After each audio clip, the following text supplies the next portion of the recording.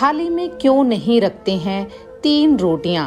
हिंदू धर्म के साथ ही ज्योतिष और वास्तु शास्त्र की मान्यता के अनुसार भोजन करने के कुछ नियम हैं। उन नियमों को हम फॉलो नहीं करते हैं तो परेशानी में पड़ते हैं। कई नियमों में एक नियम यह भी है कि भोजन की थाली भोजन परोसते वक्त एक साथ 3 रोटियां नहीं रखते हैं। कहते हैं कि 3 तिगाड़ा काम बिगाड़ा। 3 एक विषम। थाली में कभी भी 3 रोटी, पराठे या पूड़ी नहीं परोसी जाती हैं। इसके पीछे पहली मान्यता यह है कि 3 एक विषम संख्या है जो अच्छी नहीं मानी जाती है। 3 तिगाड़ा काम बिगाड़ा। दूसरी मान्यता यह है कि एक कहावत है 3 तिगाड़ा काम बिगाड़ा, इसलिए भी 3 रोटी नहीं परोसी जाती है। जहाँ पर भी 3 होते हैं वहाँ पर त्रिकोणीय संघर्ष की बात भी कही गई है। मृतक को लगाते हैं 3 कोल। तीसरी मान्यता यह है कि यदि किसी मृतक को भोग लगा रहे हैं तो उसकी थाली में 3 कोल या 3 या 5 रोटी रखी जाती हैं।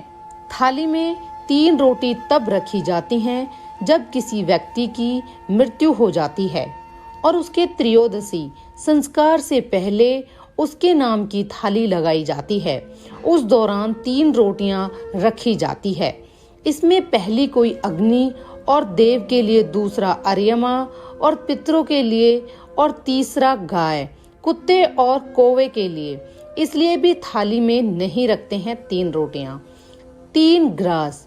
प्राचीन काल से ही प्रचलित है कि जब भी भोजन करने बैठे तो पहला ग्रास गाय के लिए, दूसरा कुत्ते के लिए और तीसरा कौवे के लिए निकालकर अलग रखने के बाद ही भोजन करना चाहिए, क्योंकि भोजन पर अग्नि के बाद इन्हीं का सबसे पहले हक होता है। कुछ विद्वान कहते हैं कि भोजन के पूर्व ब्रह्मा, विष्णु और महेश के लिए 3 ग्रास निकालकर अलग रखना चाहिए।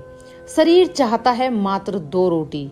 यह भी कहा जाता है कि शरीर को मात्र 2 रोटी की ही आवश्यकता होती है।